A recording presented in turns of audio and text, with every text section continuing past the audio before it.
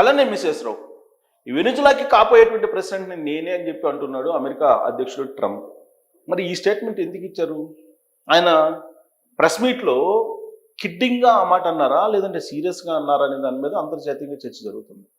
అయితే అమెరికాలో ఉన్నటువంటి పరిస్థితుల్ని ఒకసారి కనుక అవలోకనం చేసుకుంటే ట్రంప్ ఆ మాట కావాలనే అని ఉండొచ్చు అనేటువంటి అభిప్రాయం కలుగుతుంది. కారణం ఏంటంటే అమెరికా అధ్యక్షుడిగా కొనసాగడానికి ఆయనకి అర్హత లేదు అనేది అక్కడ ఉన్నటువంటి పౌరులు కోట్లాది మంది రోడ్ల మీదకి వచ్చి నిరసన వ్యక్తం చేస్తున్నారు. పైగా నవంబర్లో మధ్యంతర ఎన్నికలు ఉన్నాయి. ఆ ఎన్నికల్లో రిపబ్లికన్ పార్టీ కనుక ఓడిపోతే ట్రంప్ పరిస్థితి ఏంటనేది ప్రశ్నార్థకం. యాజ్ ఆఫ్ నో కూడా రాజ్యాంగాన్ని సవరించైనా సరే ట్రంప్ని దించేయాలి అనేటువంటి డిమాండ్స్ కూడా ఉన్నాయి అక్కడ. అందుకే జేడీ వాన్స్ని అమెరికా అధ్యక్షుడిగా చేయాలి అనేటువంటిది ఒక ప్రపోజల్. అయితే అమెరికా రాజ్యాంగంలో నిబంధన 25 ప్రకారం అమెరికా అధ్యక్షుడిని దించేయచ్చు. ఎప్పుడు ఎలాంటి పరిస్థితుల్లో అంటే మొత్తం పూర్తిగా హెల్త్ బాగలేనప్పుడు, అమెరికా అధ్యక్షుడిగా ఉన్నటువంటి వాళ్ళకి మైండ్ పనిచేయకపోయినా, మైండ్ బ్లాంక్ అయినా, లేదంటే సివియర్ హెల్త్ ప్రాబ్లం వచ్చినా, అలాంటి సందర్భంలో రాజ్యాంగంలోని నిబంధన 25 ప్రకారం ఉపాధ్యక్షుడు అధ్యక్షుడు అయ్యే అవకాశం ఉంది. అయితే దానికి ఒక ప్రాసెస్ ఉంది. ఏంటి ప్రాసెస్ అని అంటే అధ్యక్షుడిని దింపడానికి ఉభయ సభలు అంటే సెనేట్, కాంగ్రెస్, ప్రతినిధుల సభ ఈ రెండు తీర్మానం చేయాలి. ప్రపోజల్ ఎవరు పెట్టాలి? ఉపాధ్యక్షుడు పెట్టాలి. అప్పుడు ఉపాధ్యక్షుడు అధ్యక్షుడు అయ్యేదానికి ప్రాసెస్ ఉంది, అంటే వెసులుబాటు ఉంది. బహుశా దాన్ని ఉపయోగించుకోవాలి, దాన్ని వినియోగించాలి అనేటువంటి ఉద్దేశంతో ఈవెన్ రిపబ్లికన్ పార్టీలో ఉండేటువంటి వాళ్ళు కూడా ట్రంప్ నాయకత్వాన్ని వ్యతిరేకిస్తూ ఉన్నారు. అమెరికా సైన్యంలో ఉండేటువంటి టాప్ అధికారులు కూడా, టాప్ లీడర్స్ కూడా ట్రంప్ యొక్క వాలకాన్ని అభ్యంతర పెడుతున్నారు, వ్యతిరేకిస్తూ ఉన్నారు. మరి ఇంతమంది వ్యతిరేకిస్తున్నప్పుడు ట్రంప్ ఆ పదవుల్లో కొనసాగడం కరెక్టేనా అని అంటే ఈవెన్ ప్రజలు కూడా సర్వేల్లో దాదాపుగా 60% పీపుల్ ఆయన వ్యతిరేకిస్తున్నారు. అందుకే ఆయన దిగిపోతాడు, ఆయన దిగిపోవాలి అనేటువంటి డిమాండ్స్ వస్తూ ఉన్నాయి. అలాంటి వ్యాఖ్యలు, అలాంటి అభిప్రాయాలు వినిపిస్తూ ఉన్నాయి బలంగా. బహుశా ఇవన్నీ విన్న తర్వాత ట్రంప్ అమెరికా అధ్యక్షుడి పదవి నుంచి వైదొలిగి వెనుజువేలా అధ్యక్షుడిగా ఉండాలని అనుకుంటున్నాడా?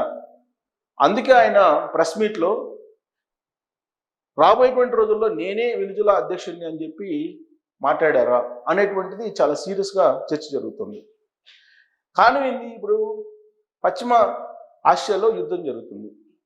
అమెరికా, ఇజ్రాయెల్ సంయుక్తంగా ఇరాన్ మీద యుద్ధానికి దిగింది. అయితే ఆ యుద్ధాన్ని తాత్కాలికంగా విరమింపజేస్తూ ట్రంప్ నిర్ణయం తీసుకున్నారు. 2 వారాల పాటు కాల్పుల విరమణను ప్రకటించింది అమెరికా. పోనీ ఇరాన్ ఏమైనా అమెరికా పెట్టిన షరతులకు ఒప్పుకుందా అంటే ఒప్పుకోలే. ట్రంపే రిలాక్సేషన్ ఇచ్చేసాడు. అంటే ఒక రకంగా చెప్పాలంటే అంతర్జాతీయ సమాజం అమెరికా ఓడిపోయింది అనేటువంటి అభిప్రాయానికి వచ్చేస్తుంది. అంటే ఇది అమెరికాకి తలవంపు. అగ్రరాజ్యంగా ఉన్నటువంటి అమెరికా ఒక చిన్న దేశం ఇరాన్, దాన్ని నిలువరించలేకపోయింది. అసలు ఇరాన్ యుద్ధానికి పోవడమే తప్పు అని చెప్పి ట్రంప్ని అనేక మంది అమెరికాలో ఉండేటువంటి వాళ్ళే అభ్యంతరం పెడుతూ ఉన్నారు. ఈవెన్ టాప్ లీడర్స్ కూడా ట్రంప్ వాళ్ళకాన్ని వ్యతిరేకిస్తున్నటువంటి సిచ్యువేషన్లో ఇప్పుడు ప్రపంచంలోనే, అంతర్జాతీయ సమాజంలోనే అమెరికా పరువు పోయేలాగా నిర్ణయం తీసుకున్నాడు ట్రంప్. సో ఈ పరిణామాలన్నింటినీ బట్టి చూస్తే అమెరికా పొమ్మంటుంది ట్రంప్ని. మాకొద్దు, అమెరికాకి అధ్యక్షుడిగా మీరు ఉంటే అమెరికా పరువు పోతుంది, కాబట్టి మీరు దిగిపోండి అని చెప్పి అక్కడ ఉన్నటువంటి ప్రజలు, అక్కడ ఉన్నటువంటి అధికార యంత్రాంగం, అక్కడ ఉన్నటువంటి మిలిటరీ అన్నీ కూడా ఆయన్ని పొమ్మంటుంది. ఆయన పోవట్లేదు. పైగా ఆయన మళ్ళా 3వ ప్రెసిడెంట్గా ఎన్నికల్లో నిలబడటానికి ఉండేటువంటి అవకాశాలు ఏమిటి అనేది అన్వేషిస్తూ ఉన్నారు ఆయన. ఆ విషయాన్ని కూడా చెప్పారు, రాబోయేటువంటి రోజుల్లో మళ్ళా నేనే ప్రెసిడెంట్గా అవుతాను అమెరికాకి అని. కానీ అది సాధ్యం కాదు. అమెరికా రాజ్యాంగం ప్రకారం 2 సార్లే అమెరికా అధ్యక్షుడిగా ఉండడానికి అర్హులు. కాబట్టి మరొకసారి ట్రంప్ అమెరికా అధ్యక్షుడిగా పోటీ చేయడానికి ఛాన్స్ లేదు. అందుకే ప్రత్యామ్నాయంగా వెనిజులా మీద ఆయన కన్నేశారా? వెనిజులా అధ్యక్షుడు కావడానికి ఆయన ఫిక్స్ అయిపోయారా అని అంటే, వెనిజువేలా కానీ, ఇరాన్ కానీ, ఇరాన్లో ఉన్న కర్గ్ కానీ, ఈ ప్రాంతాలన్నీ కూడా బాగా పుష్కలంగా ఆయిల్ లభించేటువంటి ప్రాంతాలు. వాటిని మార్కెట్ చేసుకోవాలనే ఉద్దేశంతో బహుశా ట్రంప్ ఆ దేశానికి, వెనిజువేలాకి అధ్యక్షుడు కావాలని చెప్పి కోరుకుంటూ ఉండొచ్చు. కారణం ఏంటంటే ఆయన బేసికల్గా బిజినెస్ మ్యాన్.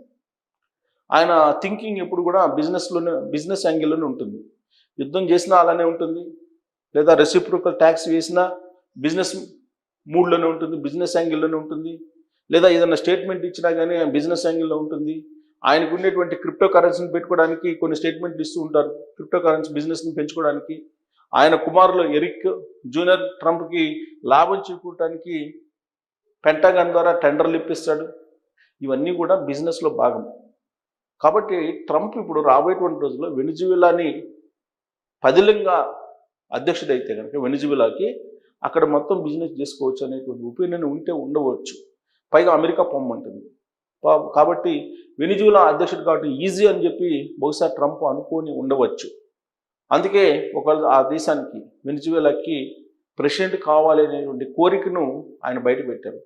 బహుశా అక్కడ వెనిజువేలాకి ప్రెసిడెంట్ కావాలని అంటే ట్రంప్కి ఇప్పుడు అమెరికా అధ్యక్షుడిగా ఉన్నారు కాబట్టి ఈజీ.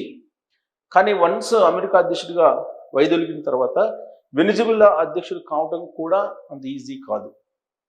మరి ఇవన్నీ తెలిసి కూడా ట్రంప్ ఆ విధమైన వ్యాఖ్యలు చేశారంటే ఆయన చేసేటువంటి వ్యాఖ్యలకు కానీ, ఆయన చెప్పేటువంటి మాటలకు కానీ విలువ పెద్దగా లేదు అనేది అంతర్జాతీయ సమాజం గుర్తించింది. ఎప్పుడు ఏం మాట్లాడతారో తెలియదు, ఎప్పుడు ఏ విధమైనటువంటి స్టేట్మెంట్స్ ఇస్తారో తెలియదు, ఎప్పుడు ఏ విధమైనటువంటి ఎగ్జిక్యూటివ్ ఆర్డర్స్ పాస్ చేస్తారో తెలియదు, ఎప్పుడు ఏ దేశం మీద ఆయన కక్ష పెంచుకుంటారో, ఏ దేశం మీద ప్రేమను పెంచుకుంటారో, ఏ దేశాన్ని హక్కును చేర్చుకుంటారో అంతర్జాతీయ సమాజానికి అస్పష్టత ఆయన మీద.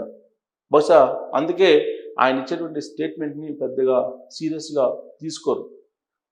అలాగే ఇప్పుడు ఇచ్చినటువంటి వెనిజువేలా అధ్యక్షుడిని కాబోతున్నాను అనేటువంటి స్టేట్మెంట్ ఏదైతే ఉందో అది కూడా ఆయన క్యాజువల్గా చేసినటువంటి స్టేట్మెంట్గానే అంతర్జాతీయ సమాజం చూస్తూ ఉంది. గతంలో కూడా కెనడా 51వ రాష్ట్రం అన్నారు, ఉగాండా నెక్స్ట్ టార్గెట్ ఇరాన్ తర్వాత అని చెప్పేసి అన్నారు. ఇవన్నీ ఆయన మస్తిష్కంలో ఉన్నటువంటి ఆలోచనలు, కానీ ఆచరణలో అవి సాధ్యం కాదు అని చెప్పి ఇరాన్ యుద్ధంలో నిరూపణ అయ్యింది. కాబట్టి వెనిజువేలా అధ్యక్షుడు అనేటువంటి ఆలోచన ఎందుకు వచ్చింది ఆయనకనంటే అమెరికా పొమ్మంటుంది కాబట్టి బహుశా అలాంటి ఆలోచన వచ్చి ఉండొచ్చు అనేటువంటి చర్చ అయితే జరుగుతుంది. మరి ఆయన ఇచ్చినటువంటి స్టేట్మెంట్ సీరియసా నాన్ సీరియసా అనే దాని మీద మీరు కామెంట్